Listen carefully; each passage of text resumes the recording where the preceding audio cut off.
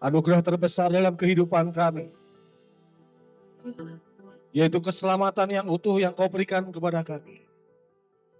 Kasih karuniamu yang melimpah atas setiap hidup kami. Sehingga kami beroleh yang namanya kehidupan yang kekal yang daripadamu Tuhan.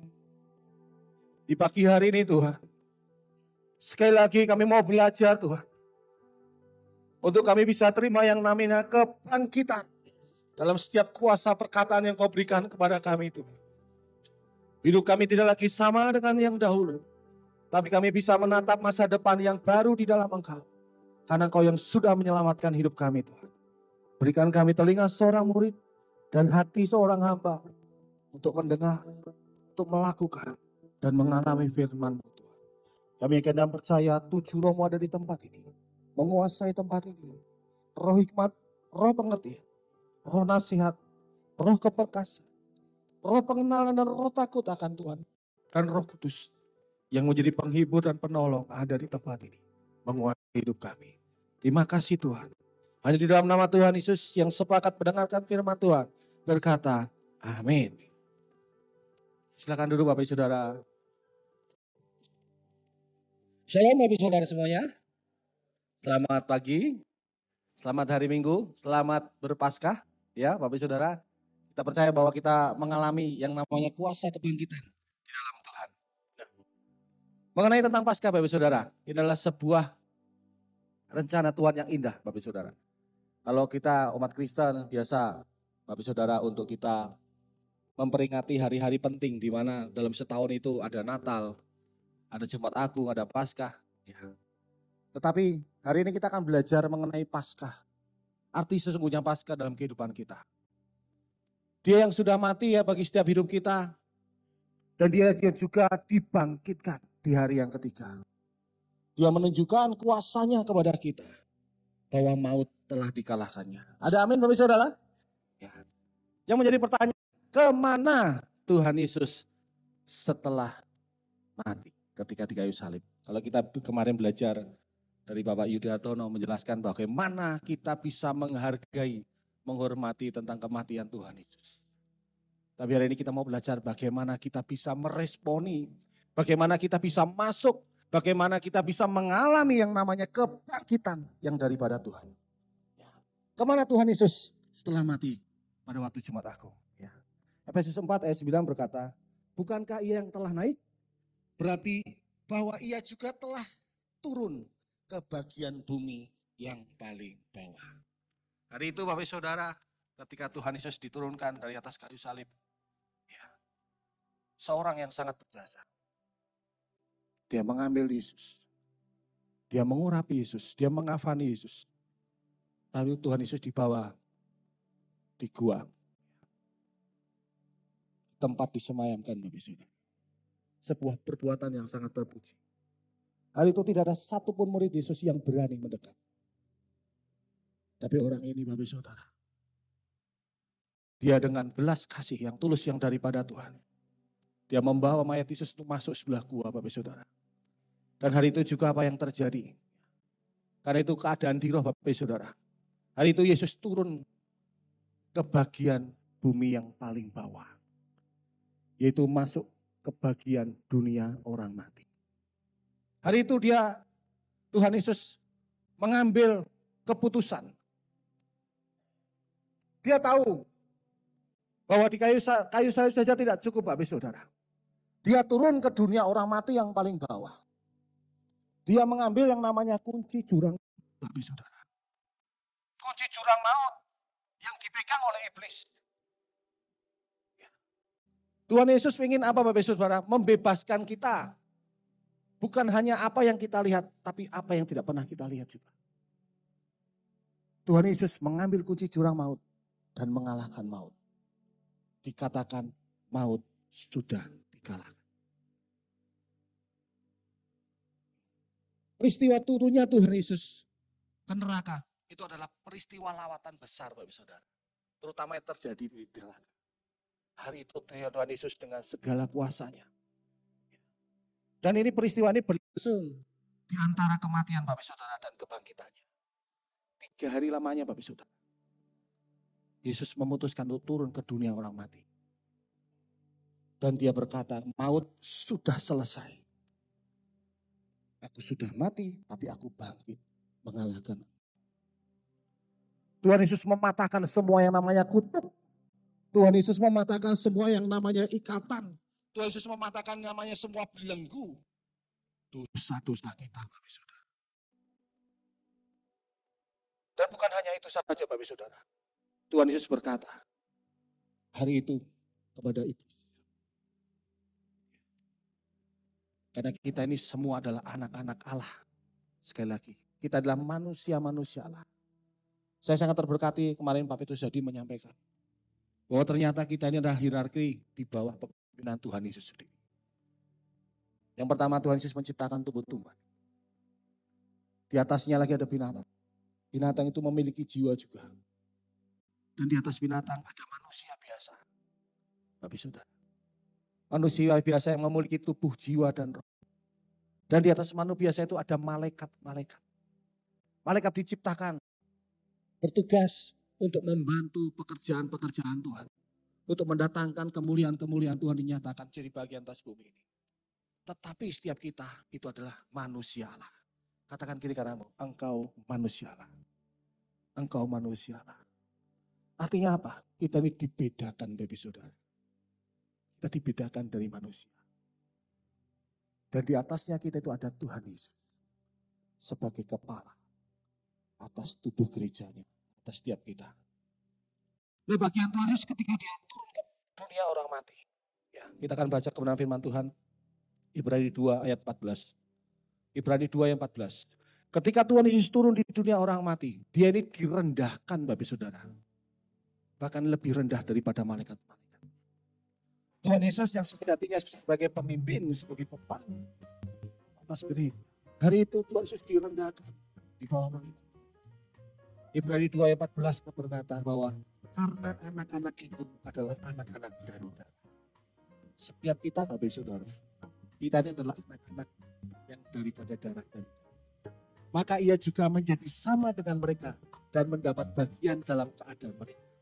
Ini dikatakan bahwa hari itu Adam dan Hawa melakukan sebuah dosa yang sangat terlarang bagi saudara.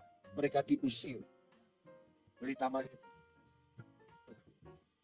Akan kejadian ketika mereka beranak cucu sampai kejadian kepada Nuh bahwa bumi itu penuh dengan dosa, bumi itu penuh dengan pelanggaran. Darah dan daging Bapak Saudara itu mendapat perjanjian kepada apa? Kepada maut dikatakan. Setiap kita ini sebenarnya yang ada di dunia ini Bapak Saudara, ketika kita tidak mengenal Yesus, ketika kita tidak percaya, ketika kita tidak menerima keselamatan daripadanya, kita ini mendapat bagian di dalam. Dia ini siapa? Tapi karena apa? Karena Tuhan Yesus sudah mau masuk turun ke dunia orang mati dikatakan. Supaya oleh kematiannya dikatakan. Iya apa? Musnah. Itu berkata kita yang dulunya hidup dalam darah dan daging. Kita yang seharusnya mendapat bagian dalam dia yaitu iblis. Tuhan Yesus turun ke dunia orang mati. Supaya apa? Oleh kematian Tuhan Yesus. Ia memusnahkan dia. Yaitu iblis. Katakan bersama-sama. Iblis, engkau sudah mati. Engkau sudah kalah. Ya dikatakan. Dan dikatakan iblis itu yang berkuasa atas maut. Tuhan Yesus tahu. Kalau kita tidak dibebaskan, kita masih selamanya terikat dengan yang namanya maut. Karena itu dia turun ke dunia orang mati. Dia selesaikan pekerjaannya untuk membebaskan setiap kita. Ayat selanjutnya ayat 15 kita buka. Dan supaya dengan jalan demikian ia membebaskan mereka yang seumur hidupnya berada dalam perhambaan. Oleh karena apa? Takutnya kepada hari ini Bapak Saudara, keselamatan yang daripada Tuhan itu diberikan secara gratis. Itulah yang namanya anugerah. Barang siapa percaya kepada Yesus, keselamatan. Bahkan Tuhan Yesus bukan hanya memberikan keselamatan, tapi kehidupannya juga. Sekali lagi, Dia membebaskan kita dari yang namanya ikatan dan belenggu jerat apapun yang mau coba ikat pada hidup kita. Dan juga dia berkata akan membebaskan semua karena takut kita. Karena dia sudah bangkit atas setiap hidup kita. Dan dia memberikan yang namanya kuasa atas setiap hidup. Nah, Bapak Ibu Saudara yang terkasih, apa sih alasan kenapa kok Tuhan Yesus turun untuk membebaskan kita? Karena kita ini adalah anak darah dan daging yang pernah Tuhan berikan dalam setiap hidup kita. Kita akan baca kebenaran firman Tuhan. Kejadian 2, Kejadian 3, Kejadian 3. Secara cepat, Kejadian 3. Kejadian 3 ayat 1 sampai 5. Tapi saudara yang terkasih, dosa Adam dan Hawa itu sebenarnya bukan hanya mereka makan buah pengetahuan yang dilarang oleh Tuhan. Hari itu Tuhan berpesan kepada, Tuhan berfirman kepada, janganlah kau makan buah pengetahuan. Hari itu Hawa belum ada manusia. Hari itu Hawa belum ada. Dan setelah Tuhan Yesus berpesan, Tuhan berpesan kepada Adam, maka terciptalah yang namanya Hawa, diambil dari tulang rusuknya. Lalu hiduplah seorang Hawa menjadi penolong buat Adam. Dan satu kesalahan utama dalam kehidupan Adam. Adam gak kasih tahu apa yang hari itu Tuhan pesankan kepada Hawa. Adam sebagai imam di tengah-tengah keluarga, dia tidak memberitahu pesan ilahi yang Tuhan berikan atas hidupnya kepada Hawa. Nah ini Bapak Saudara, ini harus kita pelajari. Setiap kita imam-imam Tuhan itu kita bertanggung jawab, kita punya hubungan dengan Tuhan. Kalau Tuhan sudah menubuatkan, Tuhan sudah berfirman dalam hidup kita, baiklah setiap kita itu membagi dengan keluarga kita. Supaya keluarga kita tidak ditipu oleh iblis. Ya. Kalau kita baca Kejadian 3, perikopnya dikatakan apa? Adapun ular, ialah yang paling cerdik dari segala binatang di darat yang dijadikan berkata kepada perempuan itu. Sekali lagi Bapak Saudara.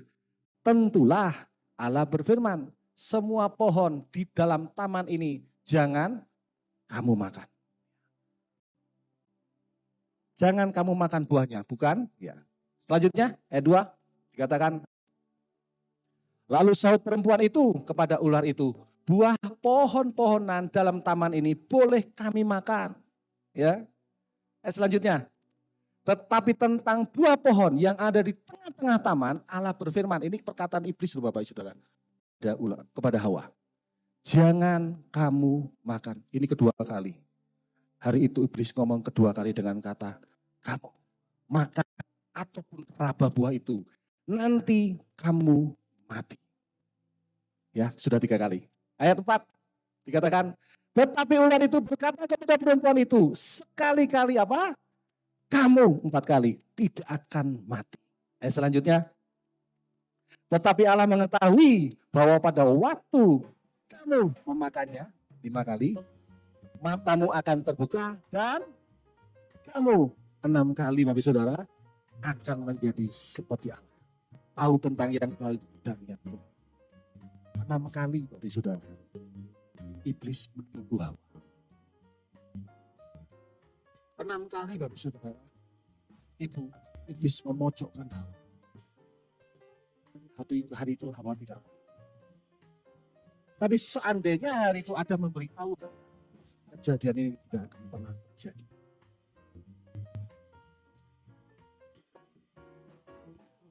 Lupa, masih belum. Tapi saudara yang makasih.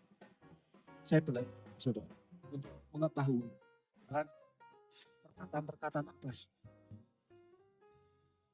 yang bisa membuat kuasa itu tercipta dari dalam hidup untuk kita bisa belajar. Tuhan Yesus itu Tuhan yang besar, Bapak Saudara. Dia hanya berkata loh Bapak Saudara kepada orang sakit, dosamu sudah diampuni, berjalanlah. Orang lumpuh pun bangkit. Kuasa menjadi. Dan hari ini kita mau belajar, saudara. Ternyata hari itu yang dilakukan oleh iblis menjatuhkan Hawa dan manusia jatuh ke dalam dosa. Hanya karena apa? Tetapi apa yang terjadi setelah ini, Bapak Saudara? Tuhan tetap memanggil anak-anak mereka dengan sebutan engkau. Tetapi kejadian manusia, mereka berbuat dosa, mereka kawin, mereka bercampur dengan namanya raksasa-raksasa. Mereka terbangun dalam apa? Dosa. Akhirnya Tuhan mengukur bumi, maka datanglah air bah. Datanglah air bah, melanda bumi. Dan hanya satu keluarga yang diselamatkan, dia bisa apa?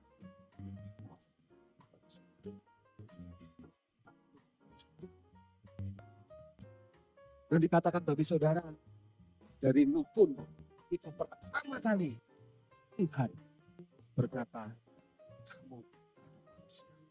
Kita buka Kejadian 9 ayat 4 sampai 7. Secara cepat, Kejadian 9 ayat 4 sampai 7. Kejadian 9 ayat 4 sampai 7. Ini perjanjian yang Tuhan berikan kepada Nuh. Setelah bumi diluluhlantakkan dengan air. Hari itu Nuh dan keluarganya diselamatkan. Hari itu Nuh membawa kurban terbaik di hadapan Tuhan. Dan kurban itu naik di hadapan Tuhan. Lalu Tuhan memberikan perjanjian kepada Nuh. Dikatakan apa? Hanya daging yang masih ada nyawanya, yakni darahnya, janganlah hangus. Ini adalah perjanjian yang Tuhan mau mengingatkan Nuh sekali lagi. Nuh, sudah tidak ada lagi bunuh-bunuhan. Tidak ada lagi dosa di dunia ini. Tuhan menghendaki supaya apa? Semua stop. Tapi karena kebebalan manusia, biasa disebut dengan kata apa?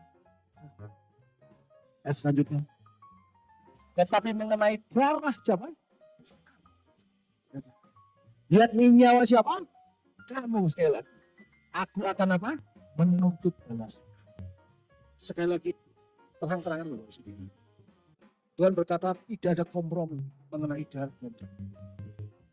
Hari itu Tuhan berkata, kamu. Ini pertama kali loh Bapak Saudara. Tuhan Allah menyebut manusia dengan baik. Dari segala binatang aku akan menuntutnya. Dan dari setiap manusia aku akan menuntut nyawa sesama manusia. Keras sekali Bapak Saudara. Tuhan pengen Bapak Saudara. Sudah kita lagi namanya pembunuhan. Tuhan pengen bebaskan. Nah Bapak Ibu Saudara yang terkasih. Ketika Tuhan Yesus sebagai pribadi yang ingin menyelamatkan setiap hidup kita. Dia berjalan masuk ke apa yang namanya Getsemani. Dia taman Getsemani, dia bersujud di sebuah tempat. Dan ketika hari itu dia berdoa. Dia berkata, Bapa, lalukanlah cawan ini daripada. Hari itu yang terjadi Tuhan Yesus gemetar. Sampai peluhnya itu turun Bapak Saudara. Peluh itu keringat campur darah Bapak Saudara. Turun menetes di atas batu. Dan peluh itu membebaskan setiap kutuk yang pernah Tuhan berikan pada manusia. Dikatakan hari itu ketika Adam dan Hawa jatuh dalam dosa, Tuhan mengutuk bumi. Bahkan setiap apapun yang mereka kerjakan atas tanahnya itu dikutuk. Tapi ketika Tuhan Yesus meneteskan itu diubah. Amin Bapak Saudara. Sehingga setiap kita yang mencari, setiap kita yang mendapatkan, setiap kita yang mau memberikan yang daripada Tuhan yang terbaik. Sesungguhnya Tuhan itu sudah memberikan semua cara. Tidak ada lagi kutuk penaklukan. Tidak ada lagi kutuk yang membuat setiap usaha dagang kita, setiap pekerjaan pelayanan kita berhambat. Peluhnya itu bebaskan. Kenapa sih Pak Wowo senang banget bicara tentang hari ini Bapak Saudara ini bicara tentang ketika kita berkata kepada teman-teman kita, saudara-saudara kita dengan kata sesungguhnya kita sedang membuktikan, kita sedang memperkatakan apa yang kita sadar dari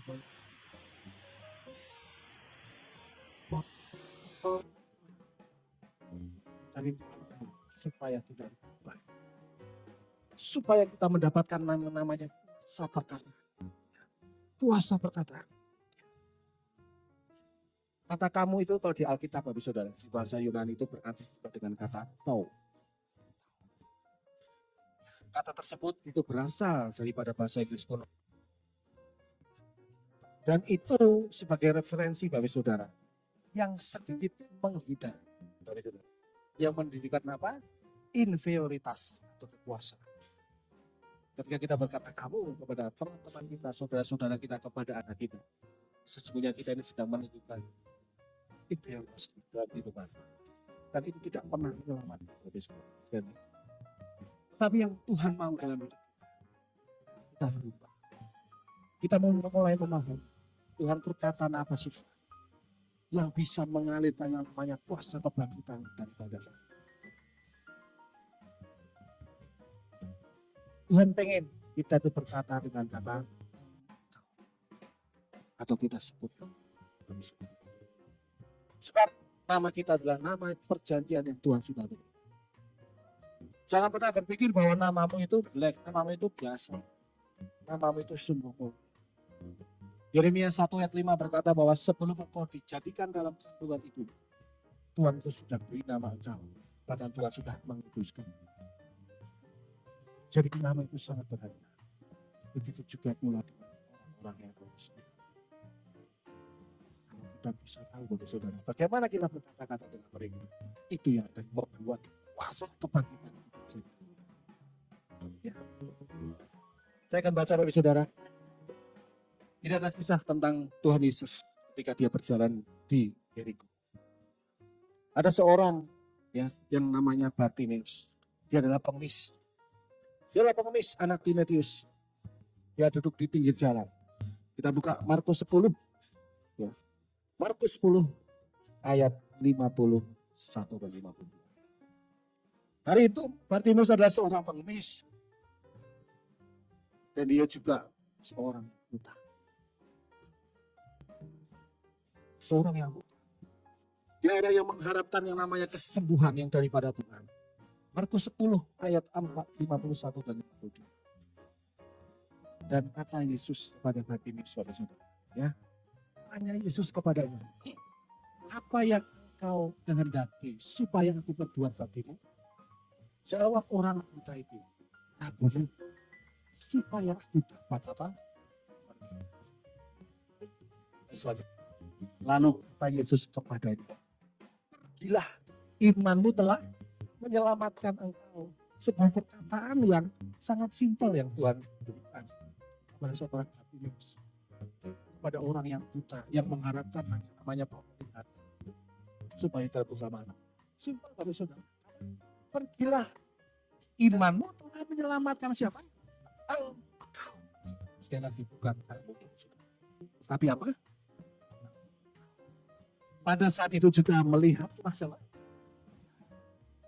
Lalu ia mengikut Yesus dalam perjalanan.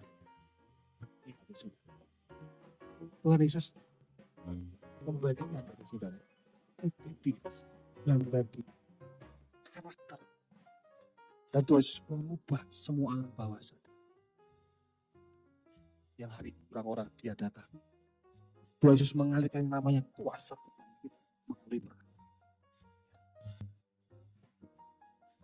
Dan Tuhan Yesus juga berkata kepada wanita yang berjinah dari saudara, yang dilempari batu. Ya. Kalau Bapak Ibu Saudara nanti baca di rumah, semua kejadian tentang mujizat Tuhan itu pasti pakai kata. Tidak telah pakai kata. Yohanes 8 ayat 10 sampai 11.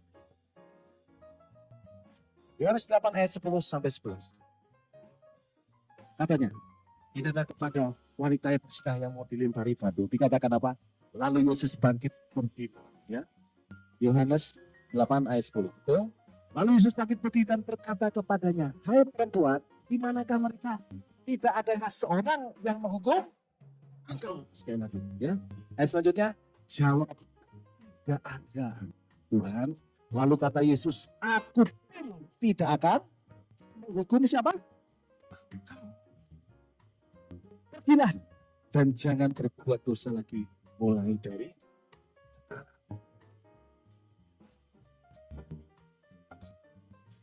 kalau kita baca bab 1 ke hapus bab 1 sangat banyak kejadian. Kata Yesus juga kepada perempuan Kanaan yang hanya kerasukan surga. Dikatakan apa? Hai ibu, besar imanmu, maka jadilah seperti yang kau kehendaki. Bukan hanya itu, Tuhan memberikan identitas baru kepada orang yang ada di depan. Dan kepada Maria, Bapak Ibu Saudara, orang yang sangat dikasihi Tuhan Yesus. Kata Yesus kepada Maria, ibu, mengapa engkau menangis? Engkau menangis.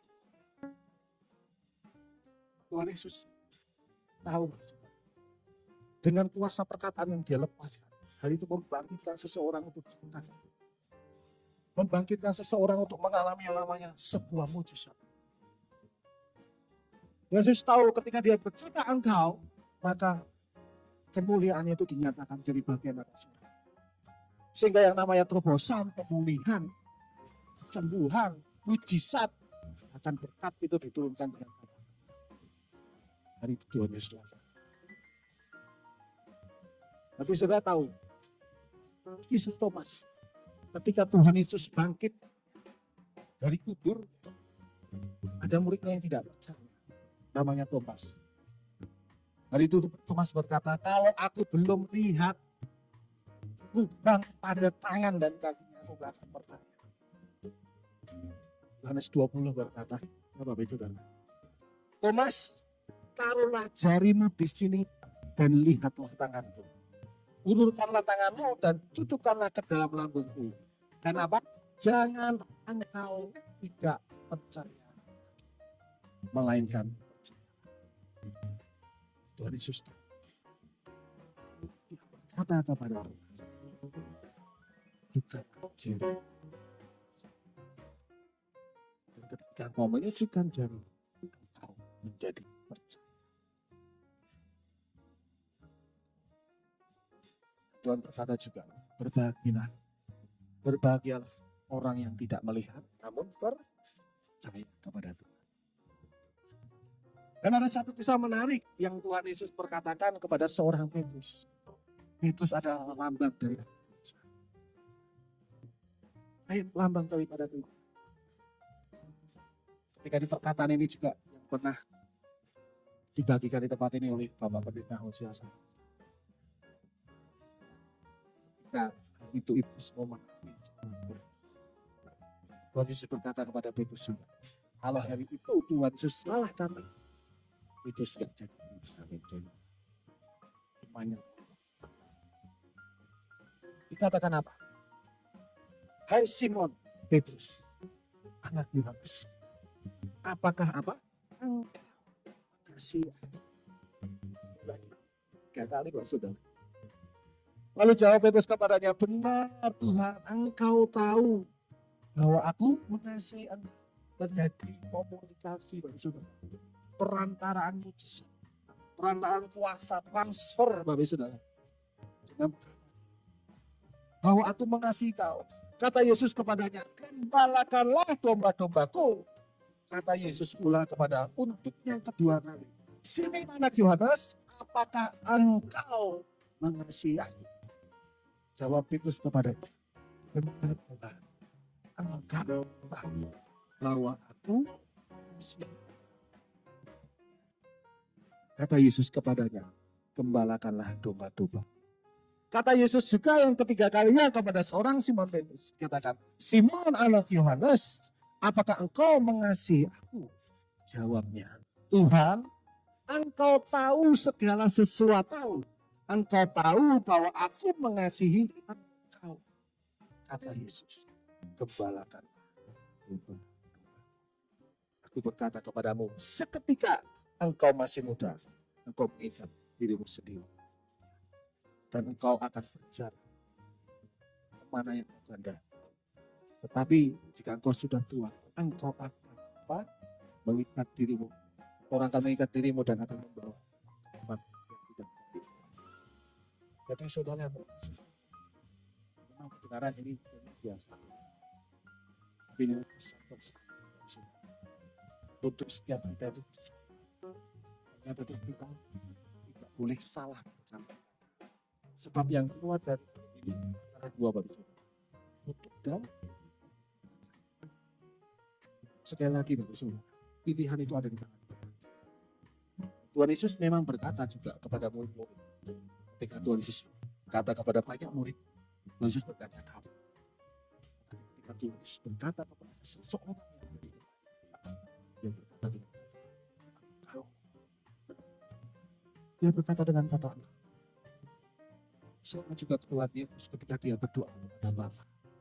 Dikatakan ya Bapa, jikalau engkau mau ambil cawan ini dari tetapi biarlah kehendak, bukanlah kehendak, melainkan kehendakmu lah yang terjadi. Begitu pula seorang Daud, kalau Bapak Ibu baca di Mazmuran, dikatakan bahwa Daud itu berkata kepada Tuhannya, engkaulah Tuhan, engkaulah pusat damai dalam hidupku, engkaulah segalanya bagiku, engkaulah. Sama juga dengan kisah seorang Dismas. Tapi tahu seorang Dismas, penjahat yang ada di samping Tuhan. Tuhan Yesus, kau Dismas, kau mendapat bagian dalam kerajaan. Nah, kenapa sih bawa-bawa? Supaya kita tahu baru saudara kita bisa berkata.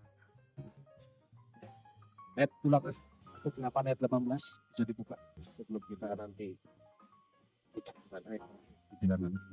Ulangan 8 ayat 18. Kita baca sama-sama Bapak Saudara. Ini adalah kunci untuk kita bisa mendapatkan yang namanya the power to get wealth. Kekuatan untuk mendapatkan semua yang ilahi yang Tuhan mau berikan kepada kita. Dikatakan apa? Tetapi haruslah, baca sama-sama Bapak Saudara. 1, 2, 3.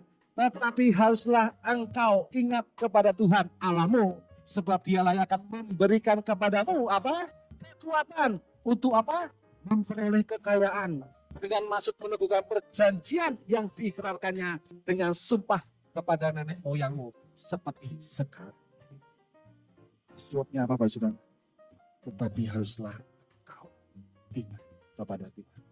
Pada hari-hari itu sedang turun, kalau hari-harimu sedang jatuh bangun dalam dosa, berkatalah kepada dirimu.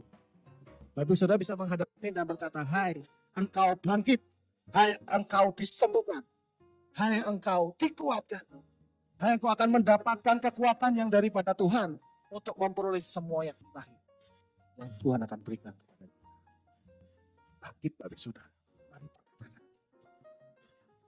Ayat terakhir kita bisa buka Bilangan 6 ayat 22 sampai 27. Bilangan 6 ayat 22 sampai 27. Ini adalah ucapan berkat Bapak Saudara. Ucapan berkat imam yang hari itu Tuhan berikan kepada bangsa Israel lewat Musa dan Harun. Dikatakan Tuhan berfirman kepada Musa, berbicaralah kepada Harun dan anak-anaknya. Beginilah harus kamu memberkati. Tapi saudara, kalau perkataan kamu itu antara dua bersama. Orang itu bisa mengambil atau tidak, bisa menentukan keputusan. Tapi jika kau yang dikatakan itu terjadi, saudara. Dikatakan, ya, beginilah harusnya kamu memberkati orang Israel. Katakanlah kepada mereka. Selanjutnya kita baca sama-sama saudara. Mari tunjuk kiri kanan. Ini adalah perkataan ilahi, perkataan profetik yang kita akan ucapkan kepada teman kita, kepada saudara-saudara kita di tempat ini. Dikatakan apa? Tuhan memberkati engkau. Katakan kiri kananmu. Dan melindungi engkau. Tuhan akan apa? Menyinari engkau dengan wajahnya. Dan memberi apa? Engkau kasih karunia. Sekali lagi apa? Tuhan menghadapkan wajahnya kepadamu dan memberi apa? Engkau kasih karunia. Selanjutnya, Tuhan menyinari apa? Engkau dengan wajahnya dan memberi engkau kasih karunia. Ayat 26. Tuhan menghadapkan wajahnya kepadamu dan memberi apa? Engkau damai sejahtera. Ada apa saudara? Ayat yang terakhir. Demikianlah harus mereka meletakkan nama atas orang Israel. maka aku akan memberikan mereka. Ketika kita berkata kepada anak-anak kita, mungkin di rumah, engkau akan menjadi bintang, engkau akan menjadi penguasa, akan menjadi orang yang akan membawa banyak orang ketemu dengan Tuhan. Engkau akan diberkati, engkau akan mendapatkan keselamatan yang daripada Tuhan. Sesungguhnya kita ini sedang menurunkan perkataan kuasa, kebangkitan dalam hidup mereka. Dan kita tutup. Dan meletakkan nama Tuhan. Lalu blessing itu ditutup. Saya berdoa di pagi hari ini kita bisa menentukan setiap perkataan kita, setiap apa yang kita ucapkan. Mungkin kepada banyak orang, pada anak kita, keluarga kita, teman-teman kita, saudara-saudara kita, bahkan jiwa-jiwa yang di luar sana. Hari itu Bapak Saudara saya tanya, Bapak Saudara, di Nusa Tenggara Barat saya aja itu, dan sejujurnya mereka kaget. Tapi hari itu mereka perang. Kami menyentuh data ke jiwa orang-orang, data baik berkata Bapak Saudara, engkau disembuhkan. Satu kali sentuhan, orang itu jadi sembuh. Bukan kami, Tuhan. Setiap sentuhan itu sangat berarti dalam hidup kami. Tetapi masa perkataan yang dilepaskan itu akan membangun.